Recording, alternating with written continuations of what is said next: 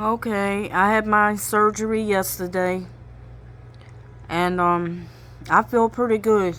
I did not get put to sleep, very heavy, like I thought, because I did feel a little pressure, as the radiologist doctor was going, pushing the port in my chest.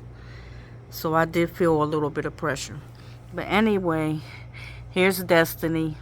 I got my little Destiny hanging with me today. I basically feel all right. I'm surprised, but I basically feel okay. I was in a lot of pain yesterday. A lot. And I've been taking pain pills like around the clock. Just extra strength Tylenol. That's it. Anyway, I'm getting ready to eat. Gonna have me some scrap-on cheese eggs.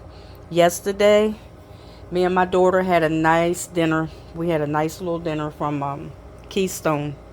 A few blocks from where I live at.